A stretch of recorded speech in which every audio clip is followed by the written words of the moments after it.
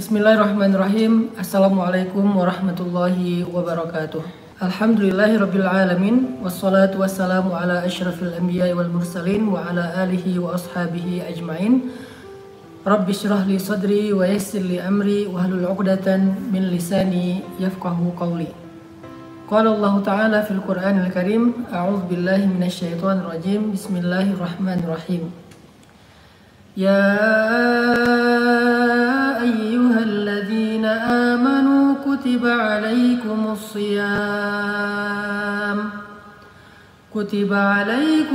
siyam kama kutiba alal ladzina min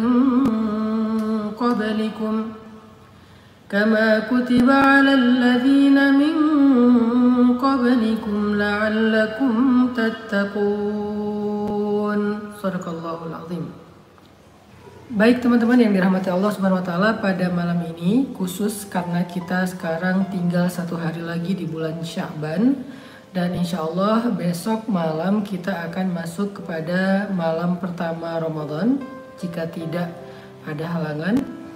Maka pada malam ini saya ingin ngajak teman-teman untuk membahas sedikit tema persiapan bulan suci Ramadan, dan saya akan mengambil beberapa nasihat para ulama terkait dengan menyambut bulan suci Ramadan, supaya nasihat-nasihat ini menjadi booster buat kita semua. Nah, ada satu kalimat yang diucapkan oleh para ulama yang luar biasa menurut saya. Kata para ulama, tidak ada seorang pun yang bisa pergi kemanapun yang ia mau tanpa persiapan. Dan tidak ada seorang pun yang mengundang tamu di rumahnya tanpa mempersiapkan diri untuk menyambut tamu itu. Demikian juga dengan Ramadan. Maka orang yang akan melakukan rihlah Ramadan tidaklah akan sempurna rihlahnya kecuali dia mempersiapkan diri. Jadi kalau Ramadan ini kita ibaratkan dengan sebuah rihlah, sebuah wisata, karena sesungguhnya wisata orang yang beriman itu adalah puasa atau Ramadan. Maka kalau Ramadan itu adalah sebuah rihlah, sebuah wisata, nggak mungkin kita melakukan sebuah rihlah, wisata, trip, traveling tanpa mempersiapkan segala sesuatu. Itu nggak mungkin. Karena kalau kita nekat traveling dan nggak mempersiapkan apa-apa, maka kita akan mengalami banyak masalah di perjalanan. Kita nggak akan cukup bekal, sehingga kita nggak akan sampai ke tujuan. Kita akan terkatung-katung di tengah jalan, kita kelaparan, kita kedinginan, kita kehausan, kita kehabisan bekal dan seterusnya. Itu karena kita melakukan perjalanan tanpa mempersiapkan apa-apa. Kalau Ramadan itu diibaratkan dengan sebuah safar atau perjalanan. Dan kalau Ramadan itu diibaratkan dengan tamu, maka tuan rumah yang paling baik dalam menyambut tamu adalah tuan rumah yang mempersiapkan segala sesuatu untuk menyenangkan tamunya, sehingga tamu itu akan berkesan berada di rumahnya. Jadi kalau tamu itu berkesan, apalagi dia adalah tamu istimewa, ketika dia nanti pulang kembali kepada atasannya atau tuannya atau rajanya, dia akan menceritakan hal-hal yang baik tentang kita. Bahkan dia akan meminta kepada rajanya untuk menghargai kita, berbuat baik kepada kita, memberi kita hadiah, dan banyak kebaikan lain yang dia akan mintakan kepada rajanya ketika dia pulang dari rumah kita. Karena dia merasa betah dan nyaman selama berada di rumah kita. Nah, itu kalau kita ibaratkan bulan puasa seperti tamu. Jadi kita siapkan rumah kita, dan rumah dalam konteks ini adalah hati. Kita siapkan rumah kita senyaman mungkin buat tamu, selapang mungkin buat tamu, seindah mungkin buat tamu, sehingga ketika tamu datang dia merasa bahwa dia tidak terusik dengan keadaan rumah kita. Biasanya kalau mau ada tamu istimewa ya di rumah, apa yang kita lakukan? Biasanya kita akan rapihkan rumah kita, kemudian kalau banyak hal yang berantakan kita balikin ke tempatnya, kita bersihkan, kita pel. Kalau perlu kita siapkan ruang khusus buat tamu, kemudian kita semprot pengharum ruangan, kita ganti spray yang baru, sarung bantal yang baru, kita kosongkan lemari buat dia menyimpan pakaiannya, kamar mandinya kita siapkan sabun, handuk segala macam, kemudian mobil juga kita atau kendaraan juga kita cuci agar kita bisa menemani dia keliling di tempat kita misalnya, atau kita siapkan makanan terbaik, snack terbaik, buah terbaik, minuman terbaik agar ketika tamu datang ke rumah kita, tamu itu langsung berkesan, nyaman, dan mau kembali lagi ke rumah kita di kesempatan yang lain. Nah, kira-kira kalau kita ibaratkan itu kepada Ramadan, maka rumahnya apa? Rumahnya kata ulama adalah hati kita. Jadi orang yang paling baik dalam menyambut Ramadan adalah orang yang mempersiapkan rumah yang baik, yaitu hatinya. Mempersiapkan hati yang lapang, hati yang nyaman, hati yang bersih, gak ada sampahnya, gak ada penyakitnya, gak ada kotorannya, senyaman mungkin buat tamu Ramadan yang istimewa. Sehingga dengan demikian kita berharap Ramadan itu akan nyaman berada di hati kita. Dan kalau Ramadan nyaman di hati kita, itu artinya segala kebaikan-kebaikan yang ada pada Ramadan itu akan bisa kita maksimalkan, baik puasanya, tarawihnya, dan amal-amal lain yang sangat istimewa. Pada akhir Ramadan nanti, sebelum dia kembali kepada rajanya, tuannya, Ramadan itu akan memberikan kita hadiah istimewa sebagai ucapan terima kasih dari dia. Dia akan berikan kita hadiah istimewa, seperti seorang tamu yang merasa nyaman selama 1 bulan berada di rumah kita. Dia merasa senang, dia merasa puas, dia merasa sangat leluasa berada di rumah kita, berkesan. Maka sebelum dia pulang, dia pasti akan memberikan kita hadiah sebagai ucapan terima kasih. Maka begitu juga dengan Ramadan, sebelum dia pulang pasti dia akan memberikan kita hadiah sebagai ucapan terima kasih. Apa hadiah terbaik dari Ramadan? Lailatul Qadar, malam yang khairum min alfi syahr, malam yang lebih baik daripada 1000 bulan. Itulah hadiah atau oleh-oleh terbaik yang diberikan oleh Ramadan ketika dia kembali kepada tuannya. Itu adalah nasihat pertama dari para ulama tentang menyambut Ramadan. Kalau kita singkat, kita simpulkan, orang yang paling baik dalam menyambut Ramadan adalah orang yang mempersiapkan dirinya dengan sebaik mungkin. Ulama memberikan ilustrasi ya tentang Ramadan ini dengan 2 ilustrasi, dengan 2 permisalan. Yang pertama, Ramadan seperti sebuah rihlah perjalanan.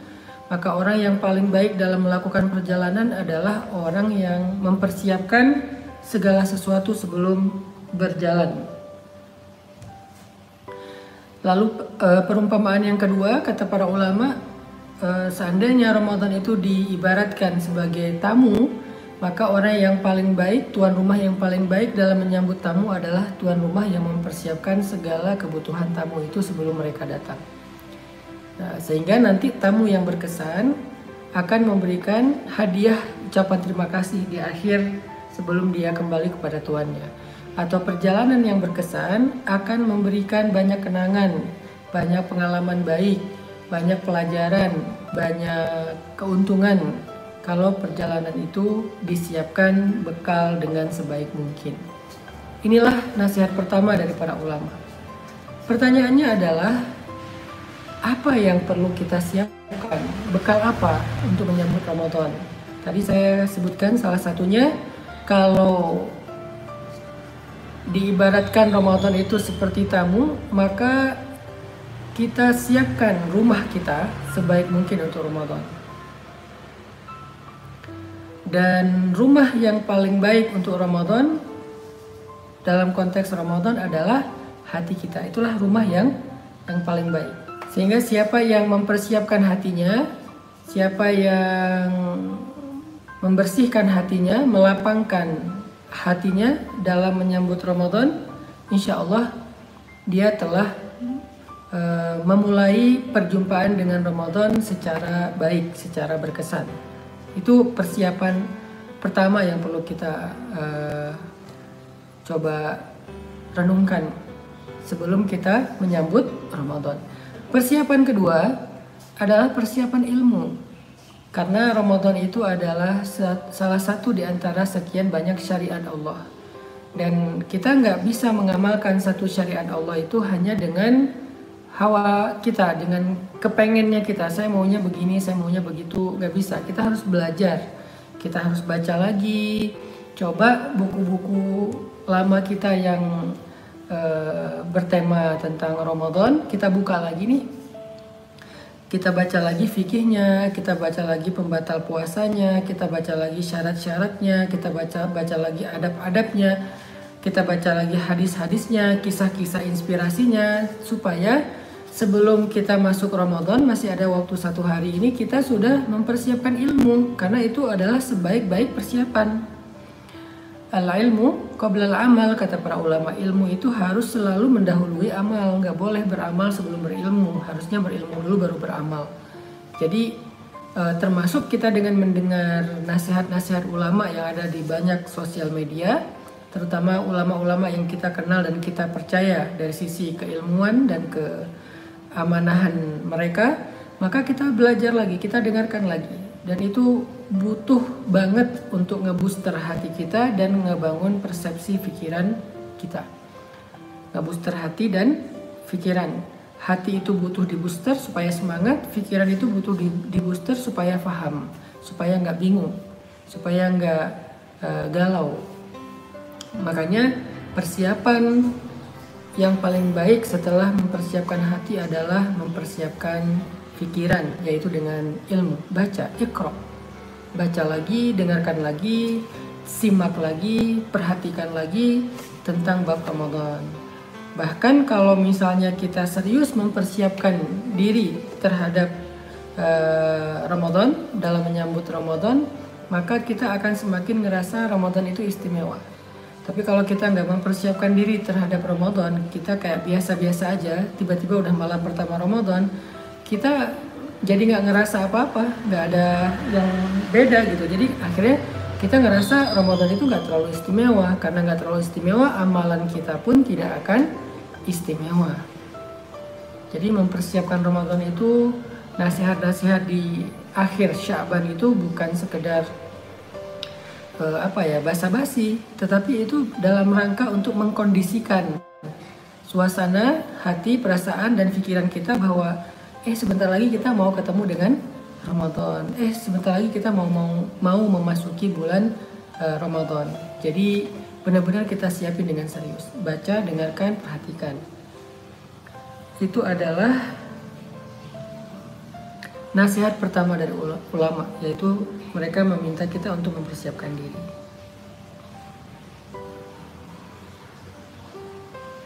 Yang kedua, nasihat dari para ulama yang bagus adalah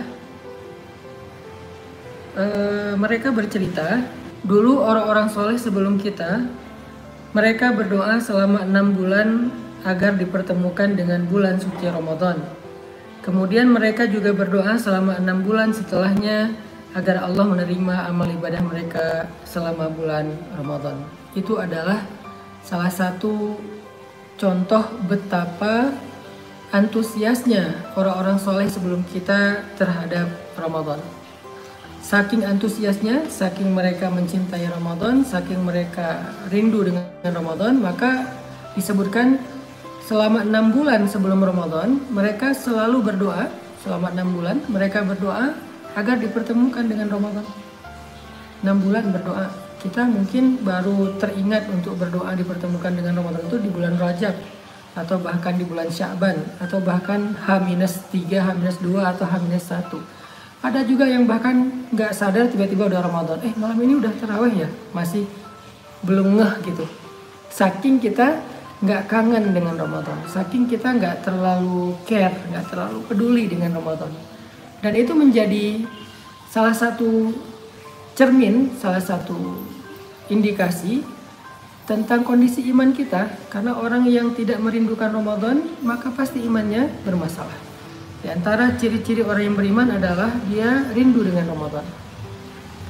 Di antara ciri orang-orang yang beriman adalah dia cinta dengan Ramadan. Di antara ciri orang yang beriman, dia sedih dengan kepergian Ramadan. Jadi disebutkan di dalam kisah orang-orang soleh sebelum kita bahwa kanu yad'una Allah Ta'ala sittata ashhur ay yuballighahum Ramadan wa yad'unahu sittata ashhur ay yataqabbala minhum. Jadi para salafus soleh atau orang-orang soleh sebelum kita, mereka berdoa selama sittata ashhur, selama 6 bulan agar dipertemukan dengan Ramadan. Itu menunjukkan bahwa mereka sangat mencintai Ramadan. Mereka sangat merindukan Ramadan. Jadi 6 bulan mereka menunggu-nunggu Ramadan. Mereka nunggu Ramadan 6 bulan. Berapa lama kita menunggu Ramadan? 3 hari, 1 minggu, 1 bulan misalnya. Bagaimana cara kita menunggu? Apakah kita menunggu hanya dengan diam? Ataukah kita menunggu sambil mempersiapkan hati kita sebagai rumahnya Ramadan? Apakah kita menunggu dengan mempersiapkan ilmu sebagai bekal Ramadan? Apakah kita menunggu dengan berdoa agar Allah menerima kita untuk bertemu dengan Ramadan? Atau bagaimana cara kita menunggu Ramadan? Nah, di situ juga kita jadi belajar sebetulnya keadaan iman kita seperti apa. Dan itu jelas banget, nggak bisa dibohongin. Jadi muhasabah diri kita masing-masing lah. Kita introspeksi diri kita masing-masing, kita tanya, kalau ulama dulu membuktikan cinta mereka terhadap Ramadan dengan berdoa selama 6 bulan, maka bagaimana dengan kita? Bagaimana dengan kita? Apakah kita merindukan Ramadan seperti mereka? Apakah kita mencintai Ramadan seperti mereka? Dan jawabannya bukan dengan lisan. Jawabannya lihat aja pada diri kita selama ini. Berapa bulan kita mendoakan pertemuan dengan Ramadan? Allahumma ballighna Ramadan. Allahumma ballighna Ramadan. Ya Allah, pertemukan kami dengan Ramadan. Kapan kita doa itu? Oh, seminggu yang lalu Ustadz. Oke. Nggak terlalu telat juga. Oh, baru malam ini Ustadz. Nggak apa-apa, belum telat juga. Tapi ada juga orang yang bahkan nggak berdoa itu tiba-tiba udah masuk Ramadan. Itu menunjukkan bahwa dia nggak rindu dengan Ramadan. Kalau dia nggak rindu dengan Ramadan, maka dipertanyakan kebaikan di dalam hati atau imannya. Itu. Kemudian wa yad'una Allah sittata ashhur min ba'dih ay yataqabbala minhum. Setelah Ramadan, orang-orang soleh sebelum kita juga masih tetap berdoa kepada Allah agar Allah menerima ibadah mereka selama Ramadan kemarin. Jadi 1 tahun full mereka berdoa tentang Ramadan. 1 tahun mereka berdoa tentang Ramadan. 6 bulan sebelumnya mereka berdoa agar dipertemukan dengan Ramadan. Masuk bulan Ramadan sampai 6 bulan setelahnya, sampai 6 bulan kemudian mereka berdoa agar Allah menerima amal-amal mereka selama Ramadan. Kenapa? Kok sebegitu antusiasnya para ulama tentang Ramadan? Saking mereka sadar dan paham betapa Ramadan ini waktu yang sangat istimewa. Kalau nggak paham nggak akan kayak gini. Kalau nggak paham nggak akan seantusias ini. Kalau nggak paham betapa Ramadan itu sesuatu yang sangat istimewa, mereka nggak akan habiskan waktu 1 tahun berdoa tentang Ramadan. Apa yang paling sering kita doakan dalam doa-doa kita? Yang paling sering kita minta apa? Meminta jodoh? Berarti itulah hal yang paling penting bagi kita. Yang paling sering, arti yang paling sering dalam waktu yang lama. Jodoh? Berarti itulah yang paling penting bagi kita. Gak salah sih, tapi di situ kita jadi tahu diri. Siapa kita sebetulnya? Apakah masalah harta, pekerjaan? Berarti itulah yang paling penting bagi kita. Apakah masalah keluarga? Berarti itulah yang paling penting bagi kita. Sedangkan orang-orang soleh sebelum kita, yang paling sering mereka doakan di dalam doa-doa mereka sepanjang tahun adalah tentang Ramadan. Ini menunjukkan betapa mereka mencintai Ramadan. Ini menunjukkan betapa mereka menganggap Ramadan adalah yang paling penting, yang paling istimewa dalam hidup mereka.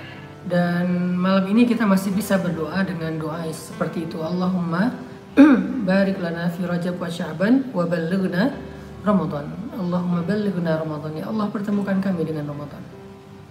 Ini adalah nasihat kedua. Jadi berdoa kepada Allah agar dipertemukan dengan Ramadan dan merasa rindu kepada Ramadan, merasa cinta kepada Ramadan. Dan itu nggak bisa dibuat-buat. Gimana biar muncul rasa cinta dan rindu terhadap Ramadan? Nggak ada jalan lain kecuali kita belajar untuk mengenal Ramadan lebih dekat. Karena bagaimana muncul rasa cinta kalau kita tidak kenal? Kan ada istilah tak kenal maka tak cinta. Jadi harus kenal dulu dengan Ramadan. Kita tahu nggak Ramadan itu seberapa istimewa? Kalau ibarat seorang perempuan, seberapa cantik dia, seberapa menawan dia, seberapa baik dia. Kalau ibarat laki-laki, seberapa baik, seberapa bertanggung jawab, seberapa mampu dia. Kenal nggak kita? Karena kalau nggak kenal nggak akan ada rasa. Jadi kita belajar untuk lebih mengenal Ramadan.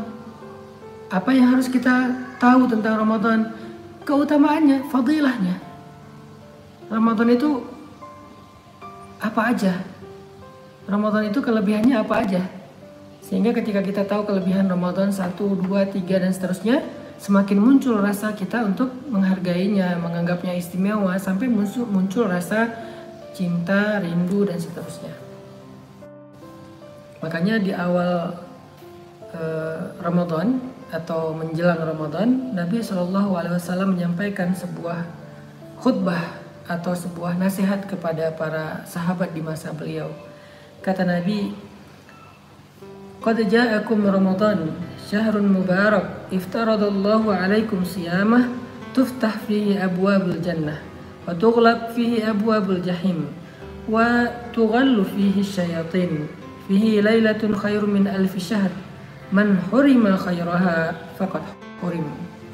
Kata Nabi, telah datang kepada kalian Ramadan, bulan yang penuh dengan kebaikan, bulan yang penuh dengan kebaikan, syahrun mubarak, kata Nabi. Kalau Nabi bilang mubarak, maka benar-benar mubarak. Mubarak itu artinya berkah. Arti berkah itu ziyadatul khair. Kebaikannya itu bukan berkurang, bukan sama, tapi nambah terus. Itu arti berkah. Definisi berkah dalam Islam itu ziyadatul khair, bertambah kebaikan, itu arti berkah. Makanya ketika kita bilang semoga berkah, artinya semoga bertambah kebaikannya. Maka ketika ada hari yang disebut dengan Yaumun Mubarak, hari yang berkah atau Syahrun Mubarak, bulan yang berkah, berarti bulan itu, hari itu, waktu itu adalah waktu yang kebaikannya bertambah. Jadi hari Ramadan itu setiap hari bertambah kebaikan. Hari pertama ada kebaikan, hari kedua lebih banyak lagi, hari ketiga lebih banyak lagi, hari keempat lebih banyak lagi, sampai 10 hari terakhir berlimpah kebaikan. Itulah yang disebut dengan Syahrun Mubarak. Artinya bulan yang kebaikannya bertambah setiap hari. Sehingga kalau misalnya kita merenungkan ini saja, gak bisa hanya kita baca, kita harus renungkan, kita tafakuri. Arti bertambah kebaikan itu, oh malam ini turun malaikat 1000, malam besok 2000, malam lusa 3000. Malaikat itu semakin bertambah, malam Ramadan bertambah banyak jumlah malaikat yang turun ke langit dunia dan mendoakan orang-orang yang berpuasa. Malam ini Allah berikan sekian ampunan, malam besok lebih banyak ampunan, malam lusa lebih banyak lagi ampunan. Malam ini Allah dekatkan ke surga, malam besok lebih dekat lagi, malam lusa lebih dekat lagi, dan seterusnya. Malam ini Allah berikan rahmat dalam kehidupan orang yang berpuasa, malam besok rahmatnya ditambah, malam lusa ditambah lebih banyak lagi. Itu artinya mubarak. Jadi arti mubarak ziyadatul khair, bertambah kebaikan.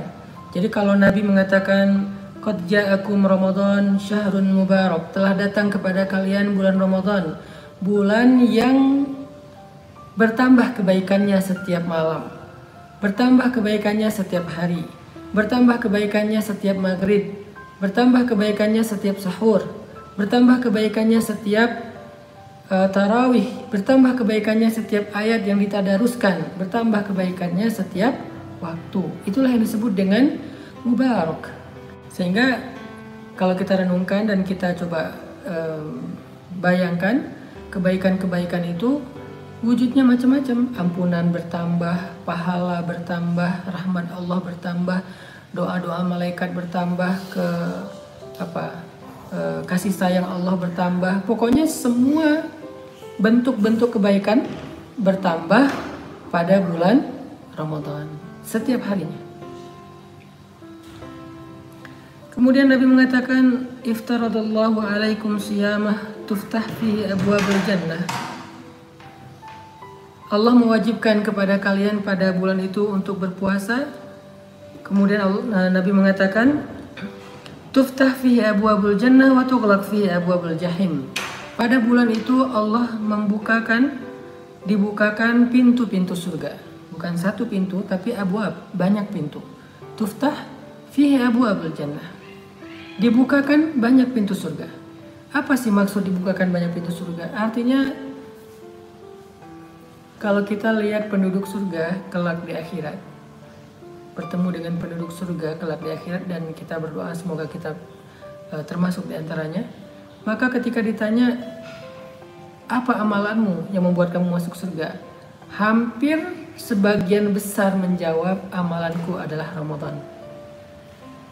Itu maksud dari tuftah fihi abwabul jannah. Rata-rata menjawab, kenapa kamu masuk surga? Kan di dalam surat At-Tur kalau nggak salah itu diceritakan tentang pertemuan ahlu surga ya. Para ahli surga itu mereka saling menyapa, yatasa'alun, mereka saling bertanya, bagaimana kamu bisa masuk surga, apa amalanmu bisa masuk surga. Mereka saling bertanya, tapi pembicaraan mereka semuanya baik-baik, tidak ada yang membicarakan orang lain, apalagi ngomongin aib orang di dalam surga, itu nggak ada. Semuanya yang baik-baik. Maka yatasa'alun, mereka saling bertanya, apa yang membuat kamu masuk surga? Hampir semuanya mengatakan Ramadan. Itu maksud dari tuftah fihi abwabul jannah. Artinya pada bulan Ramadan itu peluang masuk surga itu besar sekali. Pada bulan Ramadan itu kesempatan masuk surga itu besar sekali. Jadi siapa yang kehilangan Ramadan dan tidak mendapatkan peluang surga, akan lebih sulit bagi dia untuk mendapatkannya di bulan yang lain. Saya ulangi, siapa yang kehilangan Ramadan dan tidak mendapatkan tiket ke surga, kesempatan ke surga, kebaikan dan peluang ke surga, maka akan lebih sulit baginya untuk mendapatkan di bulan yang lain. Rugi banget. Tuftah fihi abwabul jannah. Dibukakan di dalam bulan itu pintu-pintu surga. Jadi kesempatan masuk surga itu kita lagi dapetin nih bulan Ramadan. Kalau di bulan lain untuk dapetin kesempatan masuk surga, karena masuk surga itu bukan perkara yang mudah dan bukan perkara yang murah, mahal loh. Ala sil'atallahi al-ghaliyah. Ala sil'atallahi ghaliyah, ala sil'atallahi hiyal jannah. Kata Nabi, bukankah harta berharga milik Allah itu sangat mahal? Bukankah harta yang berharga milik Allah itu adalah surga? Jadi maksudnya, kalau kita punya harta yang kita simpan, kalau kita punya barang yang kita simpan dengan baik, perhiasan kita atau uang kita atau aset kita, maka bisa dibilang sil'ah itu seperti aset, seperti barang berharga, seperti harta yang disimpan dengan baik. Ala sil'atullahi ghaliyah, bukankah harta yang paling berharga di sisi Allah itu harganya mahal? Ala sil'atullahi hiyal jannah, dan barang yang paling berharga di sisi Allah itu adalah surga. Jadi masuk surga itu walaupun Allah Maha Rahman dan Rahim, tetapi bukan berarti surga itu murahan, enggak. Allah Maha Pemurah, tetapi surga itu tidak murahan. Surga itu mahal. Surga itu berharga. Untuk masuk surga itu susah. Allah mudahkan. Kalau mau pakai cara normal, masuk surga itu susah. Bisa dibilang hampir nggak ada satupun dari kita yang saat ini sedang ikut talim mungkin yang layak masuk surga. Ilahi las tulil firdausi ahla. Nggak ada satupun dari kita yang layak masuk surga. Semua kita layaknya masuk neraka, tapi Allah mudahkan. Salah satu kemudahan yang Allah berikan agar kita bisa masuk surga itu yang tidak diberikan di waktu atau kesempatan yang lain adalah Ramadan. Jadi melewatkan Ramadan seperti melewatkan sebuah kesempatan yang sangat istimewa, rugi. Tuftah fihi abwabul jannah. Jadi kalau mau ditanya sebagian besar penduduk surga, ma adkhalakal jannah, apa yang membuat kamu masuk surga? Dia akan mengatakan siyamu Ramadan, qiyamu Ramadan, amal soleh di bulan Ramadan. Hampir semua atau sebagian besar penduduk surga itu masuk surganya karena Ramadan.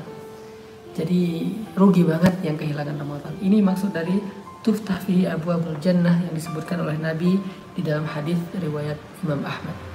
Baru 2 kalimat ya. Qad ja'akum syahrul Ramadan, qad ja'akum Ramadan, syahrun mubarak, tuftah fihi abwabul jannah.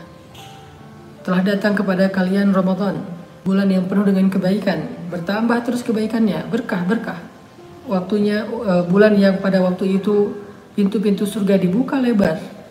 Pintu-pintu surga dibuka, artinya kesempatan surga itu terbuka lebar dengan sahur masuk surga, dengan takjil masuk surga, dengan memberi makan orang yang berbuka puasa masuk surga, dengan tadarus dan khatam Al-Quran masuk surga, dengan tarawih masuk surga, dengan witir masuk surga, dengan apalagi yang paling puncaknya termasuk dengan puasa itu sendiri masuk surga.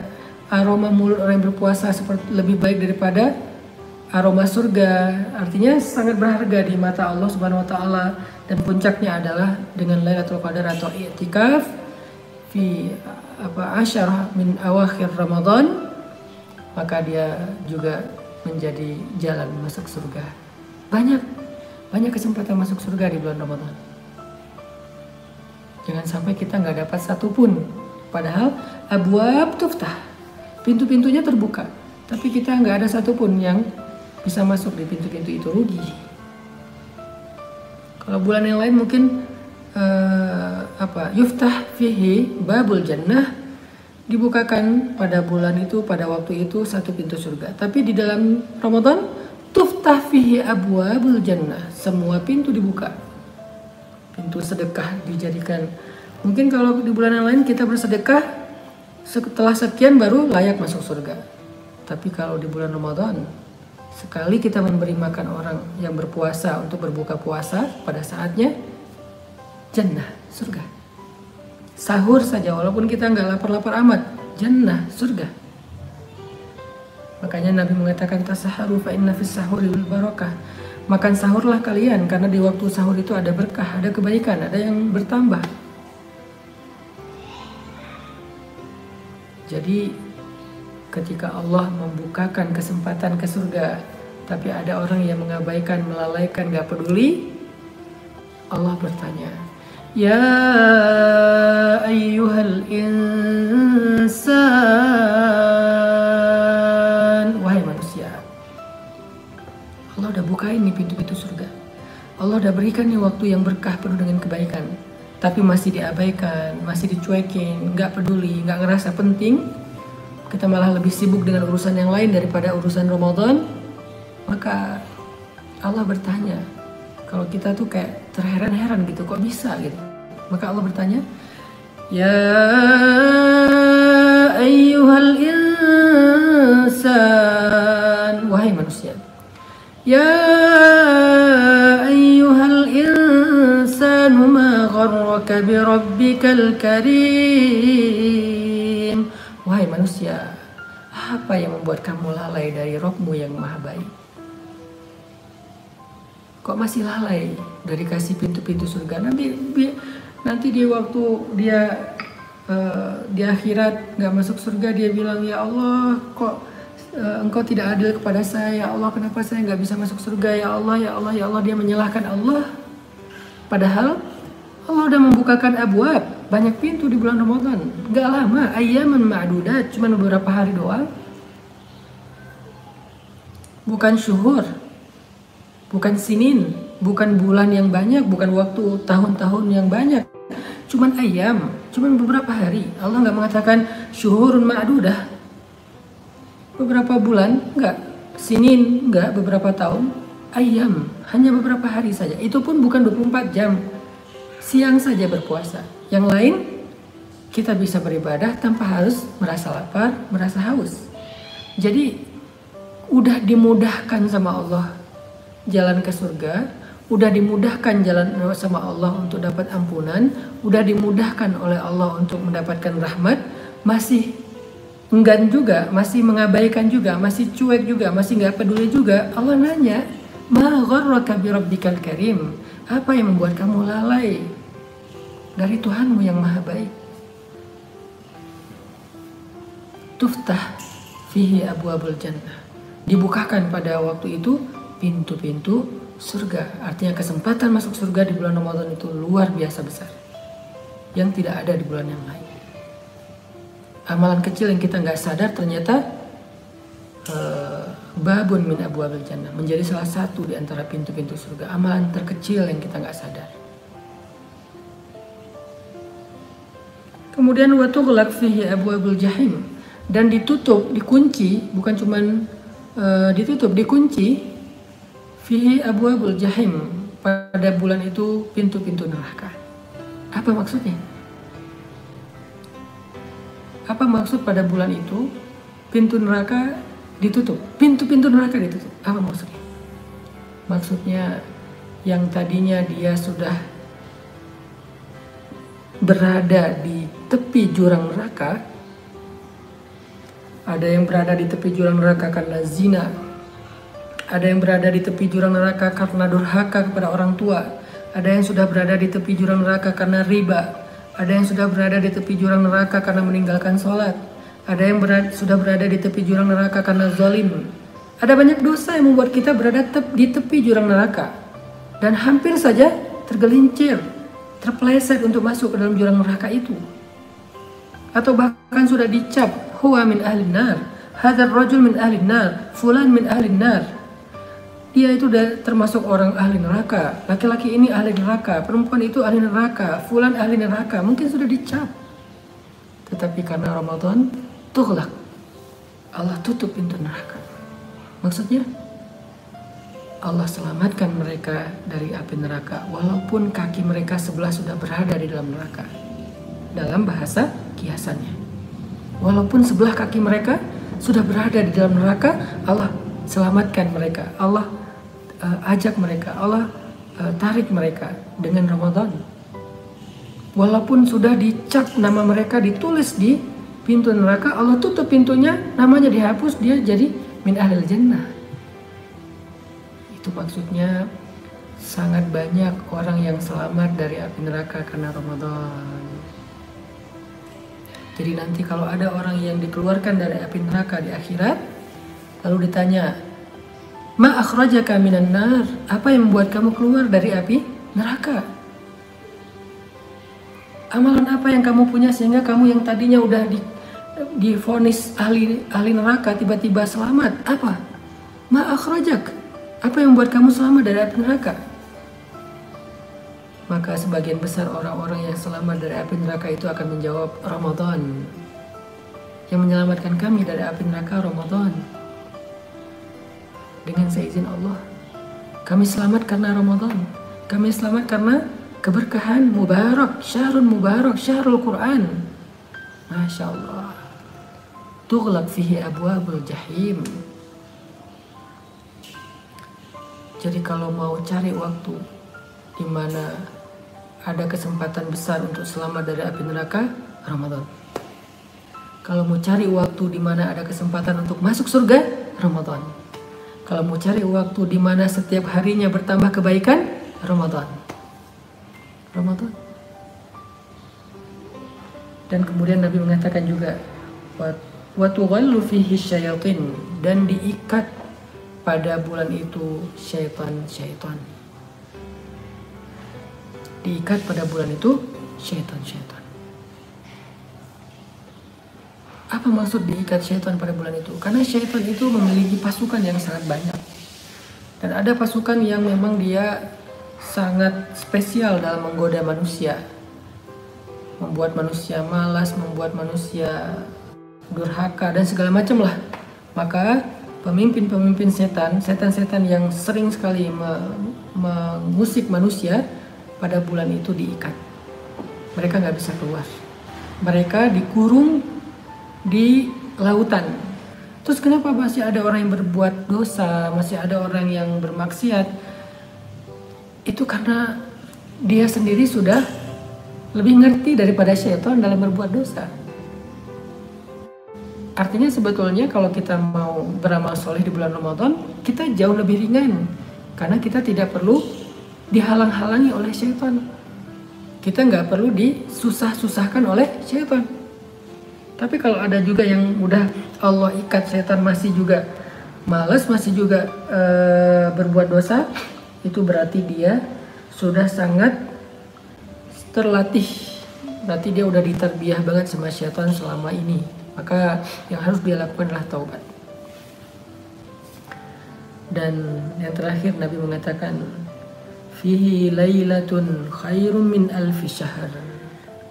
Pada bulan Ramadan itu ada satu malam yang lebih baik daripada 1000 bulan. Man hurima khairaha faqad hurim. Siapa yang tidak mendapatkan kebaikan malam itu, maka dia termasuk orang yang tidak mendapatkan kebaikan apa-apa. Ini kalimat penting nih. Karena membahas Lailatul Qadar lebih baik daripada 1000 bulan udah sering. Tapi kalimat yang terakhir kata Nabi, man hurima khairaha faqad hurim. Siapa yang gak mendapatkan kebaikan malam Lailatul Qadar, maka dia tidak mendapatkan apa-apa lagi. Jadi orang yang kehilangan Lailatul Qadar seperti kehilangan apapun dalam kehidupannya. Dia gak dapat apa-apa dalam hidup. Seperti itulah pentingnya Lailatul Qadar. Yang kehilangan Lailatul Qadar seperti gak dapat apa-apa dalam hidup.